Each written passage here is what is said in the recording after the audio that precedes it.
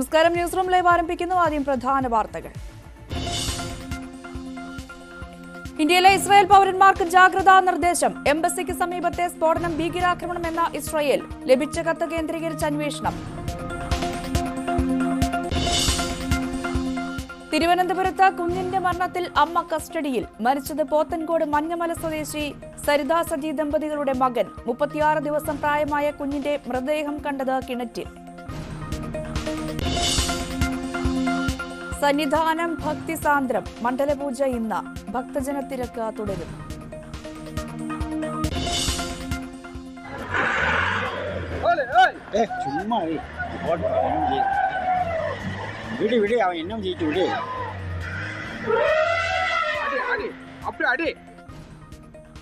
പടയപ്പയെ വാഹനമിടിപ്പിക്കാൻ ശ്രമം. ജീപ്പിലെത്തിയ ആളുകളെ പിന്തിരിപ്പിച്ച് നാട്ടുകാർ. സംഭവം രാത്രി മൂന്നാറിലെ ജനവാസ മേഖലയിൽ.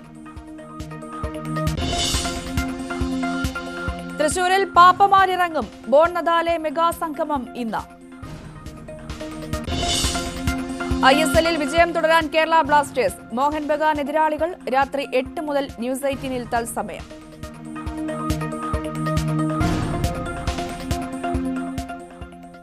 വിശദമായ വാർത്തകളിലേക്ക്. തിരുവനന്തപുരം പോത്തൻകോട് നവജാത ശിശുവിന്റെ മൃതദേഹം കിണറ്റിൽ കണ്ടെത്തി. പോത്തൻകോട് സ്വദേശികളായ സരിത സജി ദമ്പതികളുടെ 36 ദിവസം പ്രായമുള്ള മകൻ ശ്രീദേവിനെയാണ് മരിച്ച നിലയിൽ കണ്ടത്. പുലർച്ചെ 3:30 കുഞ്ഞിനെ കാണാനില്ല എന്ന് കുഞ്ഞിന്റെ പിതാവ് സജി പോത്തൻകോട് പോലീസിൽ വിവരമറിയിച്ചിരുന്നു.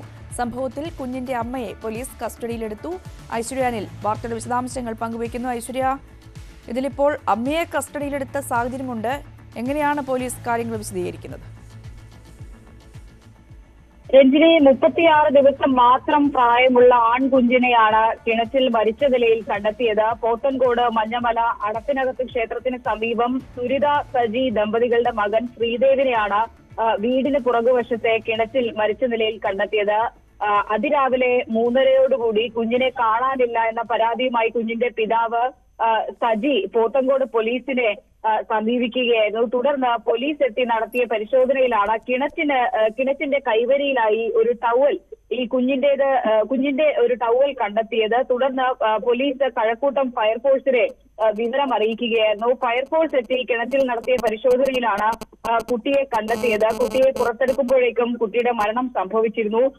സംഭവവുമായി ബന്ധപ്പെട്ട കുട്ടിയുടെ മാതാവ് സുരിതയെ പോത്തൻകോട് പോലീസ് കസ്റ്റഡിയിൽ എടുത്തിട്ടുണ്ട്. കൂടുതൽ ചോദ്യം ചെയ്താൽ മാത്രമേ എന്താണ് സംഭവിച്ചത്, എന്തിനാണ്, അല്ലെങ്കിൽ ഇത് ശരിക്കും എന്താണ് സംഭവിച്ചത് എന്നത് സംബന്ധിച്ച് ഒരു വ്യക്തത വരികയുള്ളൂ. എന്തായാലും സുരിതയുടെ ചോദ്യം ചെയ്യൽ തുടരുകയാണെന്നാണ് മനസ്സിലാക്കുന്നത്. ഈ വീടിന്റെ പുറകുവശത്തെ വാതിൽ തുറന്ന നിലയിൽ കിടക്കുകയായിരുന്നു. എന്തായാലും ഇൻക്വസ്റ്റ് നടപടികൾ പുരോഗമിക്കുകയാണ്. വരും മണിക്കൂറുകൾ ഇതുമായി ബന്ധപ്പെട്ട് കൂടുതൽ വിവരങ്ങൾ ലഭ്യമാകുമെന്നാണ് പ്രതീക്ഷിക്കുന്നത്. ഇൻക്വസ്റ്റ് നടപടികൾ അവിടെ ആരംഭിച്ചിരിക്കുന്നു. ഐശ്വര്യാണ് വിശദാംശങ്ങൾ പങ്കുവച്ചുകൊണ്ടിരിക്കുന്നത്. 36 മാസം പ്രായമായ ആൺകുഞ്ഞിനാണ് കിണറ്റിൽ നിന്നും കണ്ടെത്തിയ സാഹചര്യമുണ്ട്. എന്തായാലും അമ്മ നിലവിൽ പോലീസ് കസ്റ്റഡിയിലാണ്. പോലീസ് എത്തിയത് പിതാവിന്റെ പരാതിയെ തുടർന്നാണ്. ഐശ്വര്യ, ഇതിലിപ്പോൾ കുടുംബാംഗങ്ങൾ എന്തെങ്കിലുമൊക്കെ കാര്യങ്ങൾ വിശദീകരിക്കുന്നുണ്ടോ? പിതാവാണ് ഇങ്ങനൊരു പരാതി നൽകിയത്, പിന്നീട് പോലീസ് എത്തുന്നു, കിണറ്റിൽ നിന്നും കണ്ടെത്തുന്നു, അമ്മയെ കസ്റ്റഡിയിലെടുക്കുന്നു. എന്തെങ്കിലും കുടുംബാംഗങ്ങൾ അങ്ങനെ ആരെങ്കിലും എന്തെങ്കിലുമൊക്കെ ഇതുമായൊക്കെ ബന്ധപ്പെട്ട് പ്രതികരിക്കുന്നുണ്ടോ? രഞ്ജിനി, ഈ കുഞ്ഞ് മരിച്ച സാഹചര്യത്തിൽ കുടുംബാംഗങ്ങൾ ആരും നിലവിൽ പ്രതികരണത്തിന് തയ്യാറായിട്ടില്ല. ഒരുപക്ഷെ വരും മണിക്കൂറുകളിൽ അത്തരത്തിലുള്ള പ്രതികരണങ്ങൾ ഉണ്ടാകും. എന്തായാലും പോലീസിന്റെ ചോദ്യം ചെയ്യൽ കാര്യങ്ങൾ കൂടുതൽ വ്യക്തമാകുമെന്നാണ് പ്രതീക്ഷിക്കുന്നത്. സുരിതയെ ചോദ്യം ചെയ്യുന്നതോടുകൂടി കുഞ്ഞിന് എന്താണ് സംഭവിച്ചത്, ഈ പുറകുവശത്തെ വാതിൽ എങ്ങനെയാണ് തുറന്നത്, ഒപ്പം കുഞ്ഞിന് സ്വാഭാവികമായും 36 ദിവസം പ്രായമുള്ള കുഞ്ഞാണ്, അമ്മയുടെ ഒപ്പം ഉണ്ടാകേണ്ടതാണ്. അങ്ങനെയാണെങ്കിൽ കുഞ്ഞ് എങ്ങനെയാണ് കിണറ്റിലെത്തിയതെന്ന് അടക്കമുള്ള ചോദ്യങ്ങൾക്ക് സുരിത മറുപടി പറയേണ്ടി വരും. അതിനുശേഷം പോലീസിന്റെ ചോദ്യം ചെയ്യലോടുകൂടി കാര്യങ്ങളിൽ ഒരു വ്യക്തത വരുമെന്നാണ് പ്രതീക്ഷിക്കുന്നത്. നിലവിൽ ബന്ധുക്കൾ ആരും പ്രതികരിക്കാൻ തയ്യാറായിട്ടില്ല. പോലീസിന്റെ ചോദ്യം ചെയ്യലിൽ ഒരു വ്യക്തത വരുമെന്ന് നമുക്ക് പ്രതീക്ഷിക്കാം. എന്തായാലും ഇന്ന് പുലർച്ചെ 3:30 കുഞ്ഞിനെ കാണാനില്ല എന്ന് ചൂണ്ടിക്കാട്ടി കുട്ടിയുടെ പിതാവാണ് പോലീസിനെ വിവരമറിയിച്ചത്. പിന്നീട് പോലീസ് വന്ന് പരിശോധിക്കുമ്പോൾ കിണറ്റിൽ നിന്നും കുഞ്ഞിന്റെ മൃതദേഹം കണ്ടെത്തുകയായിരുന്നു. കഴക്കൂട്ടം ഫയർഫോഴ്സ് എത്തിയാണ് കുഞ്ഞിന്റെ മൃതദേഹം പുറത്തെടുത്തത്. എന്തായാലും അമ്മയെ നിലവിൽ പോലീസ് കസ്റ്റഡിയിലെടുത്തുണ്ട്. വരും മണിക്കൂറുകളിൽ ഇതിൽ കൂടുതൽ വ്യക്തത നമുക്ക് പ്രതീക്ഷിക്കാം. മറ്റു വാർത്തകളിലേക്ക് വരുമ്പോൾ കാട്ടാനയായ പടയപ്പയെ വാഹനം കൊണ്ടിടിക്കാൻ ശ്രമം. ജീപ്പിലെത്തിയ ആളുകളാണ് ആനയെ ഇടിക്കാൻ ശ്രമിച്ചത്. കഴിഞ്ഞ രാത്രി മൂന്നാറിലെ ജനവാസ മേഖലയിൽ എത്തിയ ആന വാഴ ഭക്ഷിച്ചുകൊണ്ടിരിക്കുമ്പോഴായിരുന്നു സംഭവം. നാട്ടുകാർ ഇതിനെതിരെ രംഗത്തെത്തുകയും ജീപ്പിലെത്തിയ ആളുകളെ പിന്തിരിപ്പിക്കുകയും ചെയ്തു. மாப்பிள்ள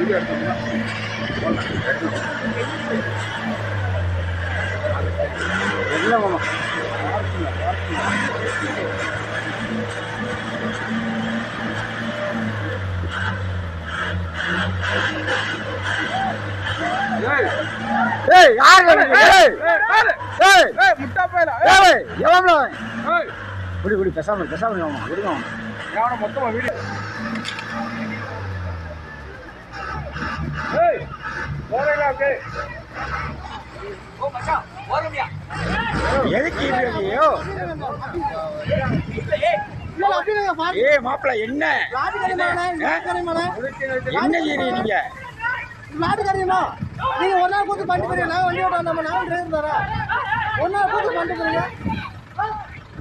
ஹலோ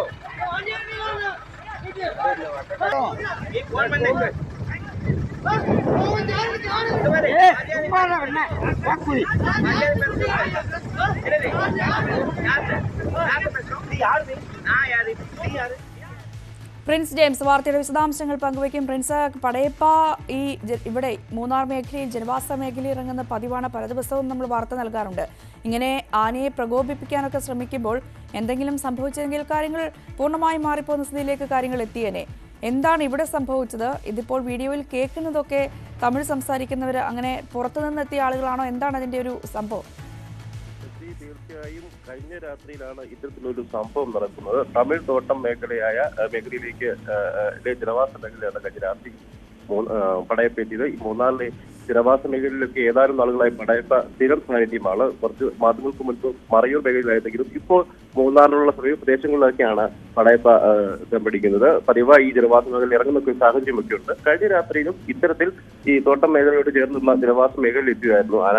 ഇവിടെ നിന്നും ഈ വാഴത്തോട്ടത്തിൽ നിന്ന് വാഴത്തോട്ടം ഭക്ഷിച്ചുകൊണ്ടിരിക്കുന്നതിനിടയ്ക്കാണ് ഈ ഇത്തരത്തിലൊരു സംഭവം ഉണ്ടാകുന്നത്. പ്രദേശവാസികൾ തന്നെയാണ് ഈ ജീപ്പ് ഉണ്ടായിരുന്നതാണ് നമുക്ക് അറിയാൻ കഴിയുന്നത്. ഇവർ സഞ്ചരിച്ചിരുന്ന വാഹനം ആനയ്ക്ക് നേരെ ഇടിക്കാനുള്ള ഒരു ശ്രമത്തോടു കൂടി വളരെ വേഗത്തിൽ സാധിക്കുകയായിരുന്നു. പലതവണ ഇത് ആവർത്തിച്ചോടെ ഈ നാട്ടുകാരായ തോട്ടത്തൊഴിലാളികൾ ഇതിനെതിരെ രംഗത്തെത്തുകയും വലിയ തോതിലുള്ള ശബ്ദം ഉയർത്തുകയും ഇവരെ പിന്തുണയ്ക്കാൻ ശ്രമിക്കുകയും ചെയ്തു. ഇവർ തന്നെയാണ് ഈ നാട്ടുകാർ തന്നെയാണ് ഈ വീഡിയോ പകർത്തുകയും ചെയ്തിരിക്കുന്നത്.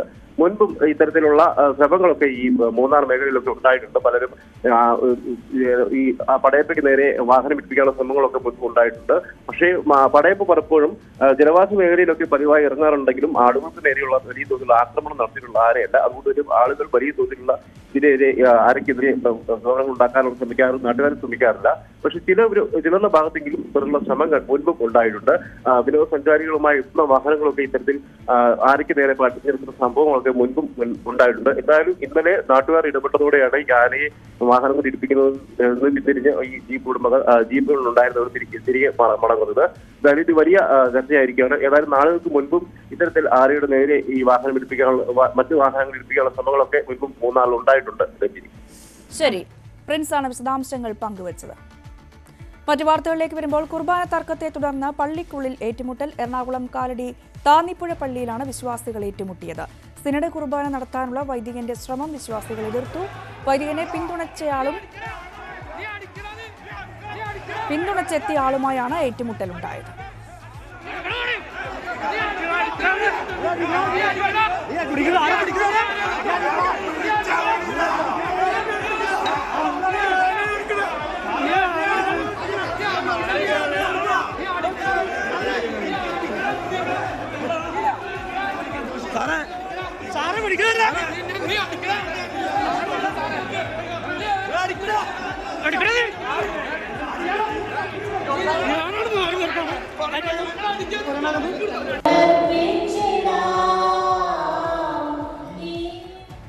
ഡാനി ഇപ്പോൾ വാർത്തയുടെ വിശദാംശങ്ങൾ പങ്കുവയ്ക്കും. ഡാനി, ഈ ഏകീകൃത കുർബാനയിലൊക്കെ തർക്കം തുടരുകയാണ്. ഇതിപ്പോൾ വിശ്വാസികൾ തമ്മിൽ ഏറ്റുമുട്ടുന്ന രീതിയിലേക്ക് വീണ്ടും കാര്യങ്ങൾ പോകുന്നു. പോലീസ് ഇടപെടുന്ന സാഹചര്യത്തിലേക്കടക്കം എത്തി നിൽക്കുകയാണ് കഴിഞ്ഞ ദിവസത്തെ സംഭവം. ഇതിന്റെ ഒരു വിശദാംശങ്ങൾ എങ്ങനെയാണ്?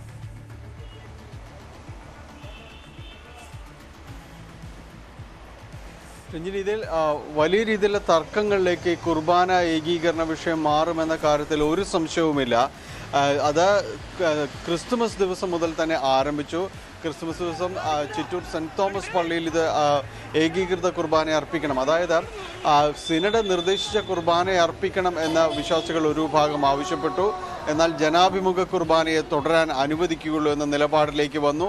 അത് വലിയ തർക്കത്തിലേക്ക് വന്നു. പോലീസ് ക്രിസ്മസ് ദിവസം രാത്രി പള്ളിക്കകത്ത് കയറുകയും ഇത് നിയന്ത്രിക്കേണ്ട ഒരവസ്ഥയിലേക്കും കാര്യങ്ങൾ എത്തുകയും തന്നെ ചെയ്തു. എറണാകുളം അങ്കമാലി അതിരൂപതയിൽ അത്ര കണ്ട വിഷയങ്ങൾ രൂക്ഷമാവുകയാണ്. ഇപ്പോൾ നമ്മൾ കാണുന്ന വിഷയങ്ങൾ കാലടി താന്നികൾ പള്ളിയിൽ നടക്കുന്ന ദൃശ്യങ്ങളാണ്. അവിടെ സിനഡ് നിർദ്ദേശിച്ച കുർബാന ചൊല്ലണമെന്ന്, അതായത് കഴിഞ്ഞ ദിവസങ്ങളിലുണ്ടായ വിഷയങ്ങളുടെ തുടർച്ച തന്നെയാണ്. ഈ രീതിയിലേക്ക് കുർബാന തുടരാനായിട്ട് വന്നു. വിശ്വാസികൾ എതിർത്തു. ഇവിടെ ജനാഭിമുഖ കുർബാനയെ പറ്റൂ എന്ന് പറയുന്നു. വൈദികനെ പിന്തുണച്ചയാളും എതിർത്തയാളും തമ്മിലാണ് ഇപ്പോൾ തിരിക്കാലുമായി, മെഴുകുതിരി കത്തിക്കുന്ന തിരിക്കാലുമായിട്ട് ഏറ്റുമുട്ടുന്നൊരവസ്ഥയിലേക്ക് പള്ളിക്കകത്ത് ഈ രീതിയിൽ ക്രമസമാധാന പ്രശ്നങ്ങൾ വളരുന്ന രീതിയിലേക്ക് കാര്യങ്ങൾ മാറുന്നത്. ഇപ്പോൾ എതിർത്തയാളെ പുറത്താക്കി ഇപ്പോൾ ജനാഭിമുഖ കുർബാന എന്ന രീതിയിലേക്ക് അവിടെയും വരികയാണ്.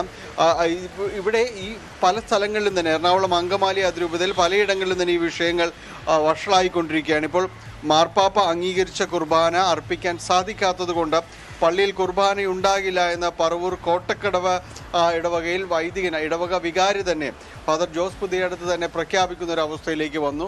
അങ്ങനെ ഏതാണ്ട് ഈ കുർബാന വിഷയം വലിയ രീതിയിലേക്ക് എറണാകുളം അങ്കമാലി അതിരൂപതയിൽ വിഷയമായി മാറുകയാണ്. 328 ഇടവകകളിൽ ഏതാണ്ട് 292ലും ജനാഭിമുഖ കുർബാനയാണ് ക്രിസ്മസ് ദിവസത്തിൽ ചൊല്ലിയതെന്നാണ് വിമത വിഭാഗത്തിൻ്റെ ഒരു അവകാശവാദമായിട്ട് തന്നെ പറയുന്നത്.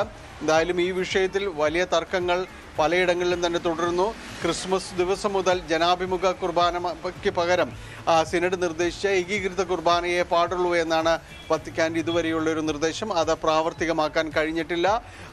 മാർപ്പാപ്പയോ നിർദ്ദേശിച്ചുകൊണ്ട് മാത്രം ക്രിസ്മസ് ദിനത്തിൽ ഏതെങ്കിലും ഒരു കുർബാന ചൊല്ലാനായിട്ട് സമ്മതിച്ചിരുന്നു. പക്ഷേ സിനഡ് കുർബാന ചൊല്ലാൻ സമ്മതിച്ചിരുന്നു. പക്ഷേ അതിന് തുടർച്ച ഉണ്ടാകില്ല എന്നാണ് എറണാകുളം അങ്കമാലി അതിരൂപതയിൽ നിന്ന് വ്യക്തമാക്കുകയും ചെയ്യുന്നത്. എന്തായാലും ഇതിൽ ഇനി വത്തിക്കാൻ എന്ത് നടപടികൾ സ്വീകരിക്കുമെന്നാണ് ഇനി അറിയേണ്ടത്.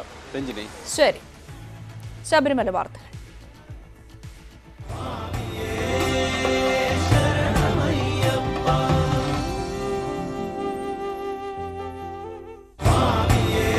ശബരീശ ദർശനം നിങ്ങൾക്കായി സമർപ്പിക്കുന്നത് വ്രതശുദ്ധിയുടെയും നന്മയുടെയും നാളുകൾ പരിശുദ്ധമാക്കാം മിൽമയ്ക്കൊപ്പം. മിൽമ, കേരളം കണികണ്ടുണരുന്ന നന്മ. മണ്ഡലകാല തീർത്ഥാടനത്തിന് പരിസമാപ്തി കുറിച്ച് സന്നിധാനത്ത് ഇന്ന് മണ്ഡലപൂജ. രാവിലെ 10:30-നും 11:30-നും ഇടയിലാണ് മണ്ഡലപൂജ. രാവിലെ പമ്പയിൽ തിരക്ക് നിയന്ത്രണ വിധേയമാണ്. എങ്കിലും ശബരിപീഠം മുതൽ പോലീസ് നിയന്ത്രണം ഏർപ്പെടുത്തിയിട്ടുണ്ട്. രാവിലെ 9:45 വരെ മാത്രമേ നെയ്യഭിഷേകം ചെയ്യാൻ കഴിയൂ. ഇന്നലെ 18ാം പടി കയറിയത് പോലീസിന്റെ കണക്കിൽ 75,103 പേരാണ്. CV അനുമോദിന്റെ report. മണ്ഡലകാല തീർത്ഥാടനത്തിന് പരിസമാപ്തി കുറിച്ചുള്ള മണ്ഡലപൂജ ഇന്ന് 10:30-നും 11:30-നും ഇടയിലാണ് നടക്കുക. അതിന്റെ ഒരുക്കങ്ങളെല്ലാം തന്നെ പുരോഗമിക്കുന്നു. കലശപൂജകൾ നടക്കുന്നുണ്ട്. വലിയ തിരക്ക് തന്നെയാണ് സന്നിധാനത്ത് അനുഭവപ്പെടുന്നത്. അയ്യപ്പന്മാരുടെ വരി ശബരിപീഠം വരെ നീണ്ട് കിടക്കുന്ന ഒരു സാഹചര്യം. പക്ഷേ ഇവിടെ ആശ്വാസകരമായി പറയുന്നത് പമ്പയിലെയും നിലയ്ക്കലിലെയും തിരക്ക് ഇപ്പോൾ നിയന്ത്രണ വിധേയമാണ്. പമ്പയിൽ നിന്ന് അയ്യപ്പന്മാർക്ക് വളരെ വേഗത്തിൽ സന്നിധാനത്തേക്ക് കയറി പോരാൻ കഴിയുന്ന ഒരു സാഹചര്യമാണ്. പക്ഷേ ശബരിപീഠം മുതൽ പോലീസിന്റെ നിയന്ത്രണമുണ്ട്. എന്നിരുന്നാൽ പോലും ഇന്ന് വൈകുന്നേരത്തിന് മുൻപായിട്ട് അയ്യപ്പന്മാർക്ക് ഇവിടെ എത്തിച്ചേരാൻ കഴിയും. പക്ഷേ 9:45 വരെ മാത്രമാണ് അന്ന് നെയ്യഭിഷേകത്തിന് സാധിക്കൂ എന്നൊരു കാര്യം കൂടിയുണ്ട്. കഴിഞ്ഞ 2 ദിവസമായിട്ട് വലിയ തിരക്ക് അനുഭവപ്പെട്ടിരുന്നു. ഈ കോട്ടയം, പത്തനംതിട്ട ജില്ലകളിലെ ഇടത്താവളങ്ങളിൽ അയ്യപ്പന്മാരുടെ വാഹനങ്ങൾ നിയന്ത്രിക്കേണ്ടി വന്നിരുന്നു. അങ്ങനെ ആ ദിവസങ്ങളിൽ എത്താൻ കഴിയാത്തവർക്ക് ഇന്ന് രാത്രിക്കുള്ളിൽ എത്തിയില്ലെങ്കിൽ 2 ദിവസം ഇനി നട അടച്ച് 30-ാം തീയതി മാത്രമേ ദർശനത്തിന് സാധ്യമാവുകയുള്ളൂ. പക്ഷേ നിലവിലെ സാഹചര്യത്തിൽ വലിയ നിയന്ത്രണങ്ങൾ എവിടെയും ഇല്ലാത്തതിനാൽ അയ്യപ്പന്മാർക്ക് എത്തിച്ചേരാൻ കഴിയുമെന്ന് തന്നെയാണ് പ്രതീക്ഷിക്കുന്നത്. ഇന്നത്തെ ഏറ്റവും പ്രധാനപ്പെട്ട ചടങ്ങ് നേരത്തെ പറഞ്ഞതുപോലെ മണ്ഡലപൂജ 10:30-നും 11:30-നും ഇടയ്ക്കുള്ള മുഹൂർത്തത്തിലാണ് നടക്കുക. അതിനുശേഷം പതിവ് പോലെ 1 മണിക്ക് നട അടയ്ക്കും, 3 മണിക്ക് നട തുറക്കും. ഇന്ന് രാത്രി 10:50 ഹരിവരാസനം പാടി നടയടയ്ക്കുന്നതോടെ ഈ വർഷത്തെ മണ്ഡലകാല തീർത്ഥാടനത്തിന് പരിസമാപ്തിയാകും. തുടർന്ന് 30-ാം തീയതി വൈകുന്നേരം 5 മണിക്കാണ് നട തുറക്കുക. മകരവിളക്ക് തീർത്ഥാടനത്തിന് അപ്പോഴാണ് തുടക്കമാവുക. ഈ ഒരു മണ്ഡലകാല തീർത്ഥാടനത്തെ വിലയിരുത്തുവാൻ മന്ത്രി കെ രാധാകൃഷ്ണൻ നേതൃത്വത്തിലുള്ള ഉന്നത മന്ത്രിയും ഉന്നത ഉദ്യോഗസ്ഥരുമെല്ലാം തന്നെ സന്നിധാനത്തുണ്ട്. രാവിലെ അവലോകനം ചേരുന്നുണ്ട്. അവലോകനത്തിന് ശേഷം അദ്ദേഹം മാധ്യമങ്ങളെ കാണുമെന്നാണ് അറിയിച്ചിട്ടുള്ളത്. എന്താണെങ്കിലും ഈ ഒരു തീർത്ഥാടന കാലത്തിന് പരിസമാപ്തി കുറിക്കുകയാണ്. വലിയ തിരക്ക് തന്നെയാണ് കഴിഞ്ഞ ഒരാഴ്ചയായിട്ട് ഇവിടെ അനുഭവപ്പെട്ടിരുന്നത്. ഇന്നത്തെ സ്ഥിതിയും വ്യത്യസ്തമല്ല. പക്ഷേ തിരക്ക് ഇപ്പോൾ നിയന്ത്രണ വിധേയമാണ്. പമ്പയിലും നിലയ്ക്കലും എല്ലാം ഇപ്പോൾ അയ്യപ്പന്മാരുടെ എണ്ണം വളരെ കുറവായതുകൊണ്ട് വളരെ വേഗത്തിൽ പമ്പയിൽ നിന്ന് സന്നിധാനത്തേക്ക് എത്താൻ കഴിയുന്ന ഒരു സാഹചര്യമാണ് നിലവിലുള്ളത്. സന്നിധാനത്തും KP ദിനേശിനൊപ്പം CVN Anmol, News 18. ഇടവേള.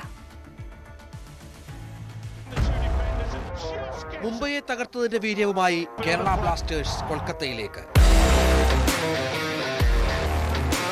വിജയക്കുതിപ്പ് തുടരുമോ Blasters? Kerala Blasters versus Mohun Bagan super giants. ഇന്ന് രാത്രി 7 മണി മുതൽ News 18.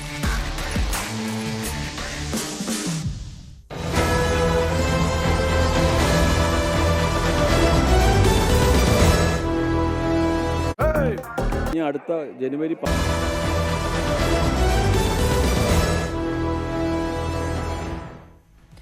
ഡൽഹിയിലെ ഇസ്രായേൽ എംബസിക്ക് സമീപത്തെ സ്ഫോടനം ഭീകരാക്രമണമായിരിക്കാമെന്ന ഇസ്രായേൽ പ്രധാനമന്ത്രി ബെഞ്ചമിൻ നെതന്യാഹുവിന്റെ ഓഫീസാണ് ഇക്കാര്യം വ്യക്തമാക്കിയത്. സംഭവത്തിൽ ഇസ്രായേൽ അന്വേഷണം തുടങ്ങിയിട്ടുണ്ട്. ഇന്ത്യയിലുള്ള ഇസ്രായേൽ പൗരന്മാർ ജാഗ്രത പാലിക്കണമെന്ന നിർദ്ദേശമുണ്ട്. സ്ഫോടനം നടന്ന സ്ഥലത്തിന് സമീപത്തു നിന്നും ലഭിച്ച കത്ത് കേന്ദ്രീകരിച്ച് അന്വേഷണം തുടരുകയാണ്. കൊച്ചി വൈഗ കൊലക്കേസിൽ ഇന്ന് വിധി. 10 വയസ്സായ മകളെ മദ്യം നൽകിയ ശേഷം ശ്വാസം മുട്ടിച്ച് കൊലപ്പെടുത്തിയ കേസിൽ പിതാവ് സനു മോഹനാണ് ഏക പ്രതി. കടബാധ്യതകളിൽ നിന്നും രക്ഷപ്പെടാനാണ് കൊലപാതകമെന്നാണ് കുറ്റപത്രം. സ്ത്രീകൾക്കും കുട്ടികൾക്കുമെതിരായ അതിക്രമ കേസുകൾ പരിഗണിക്കുന്ന പ്രത്യേക കോടതിയാണ് വിധി പറയുക. 2021 മാർച്ച് 22-നായിരുന്നു പിതാവ് സനു മോഹൻ 10 വയസ്സ് മാത്രം പ്രായമുള്ള മകൾ വൈഗയെ കൊലപ്പെടുത്തിയത്.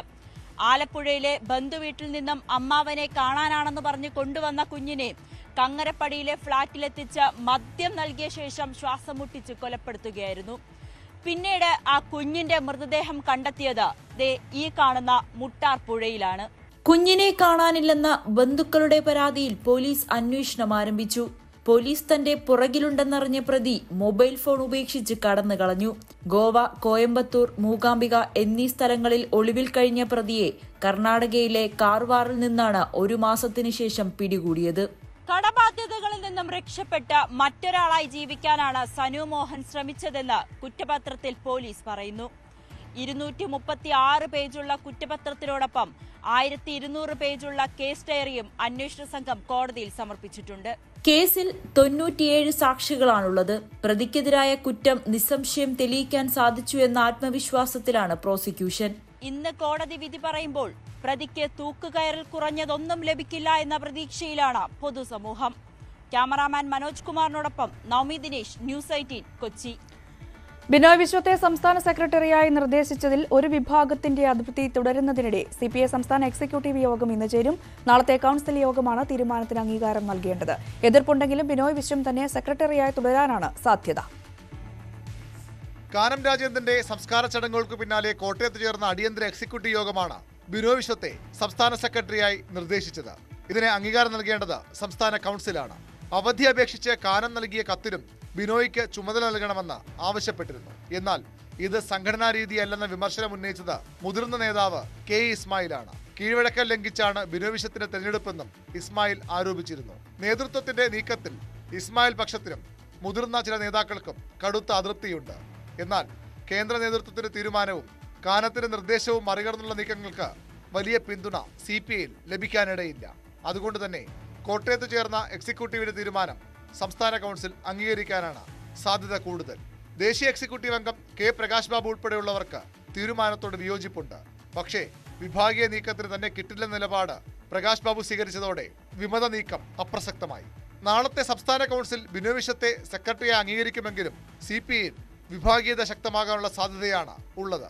നവകേരള സദസ്സിന്റെ വിലയിരുത്തലും തെരഞ്ഞെടുപ്പ് ഒരുക്കങ്ങളും നേതൃയോഗങ്ങൾ ചർച്ച ചെയ്യും. News 18, തിരുവനന്തപുരം. ഇന്ത്യൻ സൂപ്പർ ലീഗിലെ വിജയ തുടർച്ചയെ ആവർത്തിക്കാൻ കേരള ബ്ലാസ്റ്റേഴ്സ്. കരുത്തരായ മോഹൻ ബഗാൻ സൂപ്പർ ജയൻസ് ആണ് കേരള ബ്ലാസ്റ്റേഴ്സിന്റെ എതിരാളികൾ. കൊച്ചിയിൽ നടക്കുന്ന അവസാന മത്സരത്തിൽ മുംബൈ സിറ്റിയെ തകർത്തതിന്റെ ആത്മവിശ്വാസത്തിലാണ് ബ്ലാസ്റ്റേഴ്സ്. മറുവശത്ത് മുംബൈക്കും ഗോവയ്ക്കുമെതിരെ നടന്ന അവസാന 2 മത്സരങ്ങളിലും തോൽവി വഴങ്ങിയ മോഹൻ ബഗാന് ഈ മത്സരം നിർണായകമാണ്.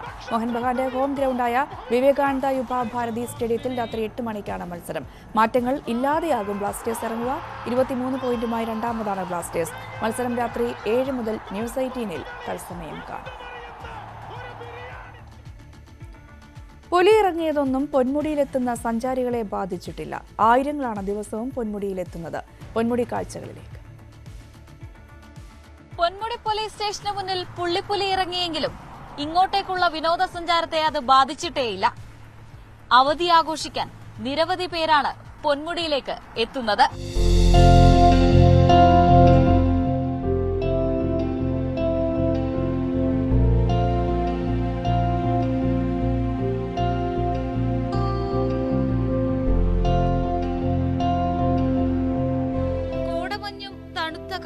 വിനോദസഞ്ചാരികളുടെ പറുദീസയാണ് എന്നും പൊന്മുടി. ഡിസംബറിലെ വൈകുന്നേരങ്ങളിൽ പൊന്മുടിക്ക് പ്രത്യേക സൗന്ദര്യം.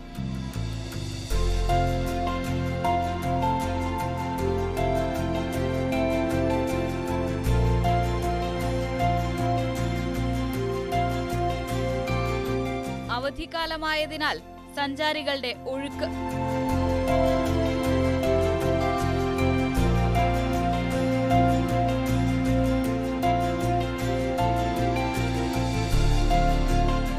പുലിയൊന്നും വിഷയമേ അല്ല. ഈ വൈബ് അതൊന്ന് വേറെ തന്നെ. ക്ലൈമറ്റ് അടിപൊളി വൈബ്. ഉച്ചയ്ക്ക് വന്നാലും നല്ല തണുത്ത കാറ്റ്, അതിപ്പോഴും തുടരുന്നു. ശക്തമായ കാറ്റ്. അത് ന്യൂ ഇയർ ആഘോഷിക്കാൻ, ക്രിസ്മസ് ആഘോഷിക്കാൻ പറ്റിയ അടിപൊളി സ്ഥലം. പൊന്മുടി വൈബ് അടിപൊളി. ഞങ്ങൾ വളരെ ശ്രദ്ധിച്ച് സൂക്ഷിച്ചാണ് ഇരിക്കുന്നത്. അതുകൊണ്ട് ഞങ്ങൾ കൂട്ടം തെറ്റാതിരിക്കുന്നത്. പേടിയൊന്നുമില്ല. അതിലും വലിയ പുലികളല്ലേ കൂടെ ഉള്ളത്. ഹരികൃഷ്ണനൊപ്പം ഐശ്വര്യാനിൽ, ന്യൂസ് 18 തിരുവനന്തപുരം. ജലവിനോദ രംഗത്ത് കേരളത്തിന്റെ സാന്നിധ്യം അടയാളപ്പെടുത്തുന്ന 3ാമത് ബേപ്പൂർ ഇന്റർനാഷണൽ വാട്ടർ ഫെസ്റ്റിവലിന് തുടക്കമായി. വിവിധ ജലകായിക വിനോദങ്ങൾ, ഭക്ഷ്യമേളകൾ, കലാപരിപാടികൾ എന്നിവയ്ക്കൊപ്പം ഡ്രോൺ ഷോ ഇത്തവണത്തെ പുതുമയാണ്. ബേപ്പൂർ മറീന ബീച്ചിൽ മന്ത്രിമാരായ KN ബാലഗോപാലും P ശിവൻകുട്ടിയും ദീപം തെളിയിച്ചതോടെയാണ് സംസ്ഥാനത്തെ ഏറ്റവും വലിയ ജലോത്സവത്തിന്റെ 3ാം സീസണ് തുടക്കമായത്. അടുത്ത വർഷം ടൂറിസം രംഗത്ത് സർക്കാർ ശ്രദ്ധ കേന്ദ്രീകരിക്കുന്ന പ്രധാന മേഖല ക്രൂസ് ഷിപ്പിംഗ് ആണ്. ബേപ്പൂർ ക്രൂസ് ഷിപ്പിംഗ് രംഗത്ത് പ്രധാന കേന്ദ്രമായി മാറുമെന്നും ധനമന്ത്രി പറഞ്ഞു. 2021 കണക്കനുസരിച്ച് വെറും 6% മലബാറിൽ എത്തിയ വിനോദസഞ്ചാരികളുടെ എണ്ണം.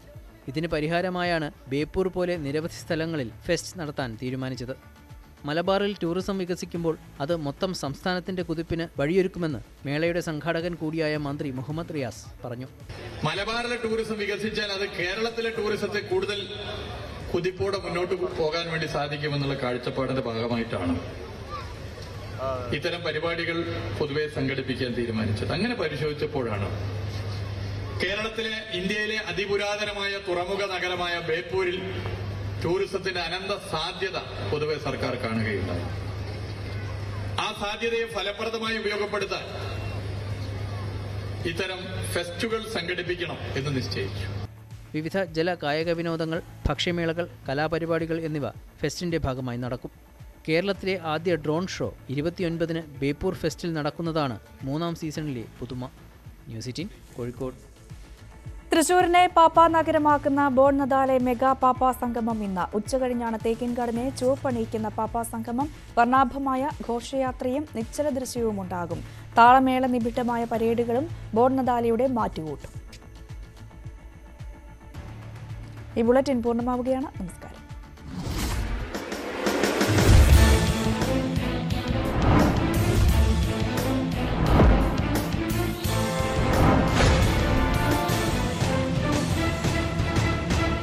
ഈ പരിപാടി നിങ്ങൾ പിന്തുണയാണ്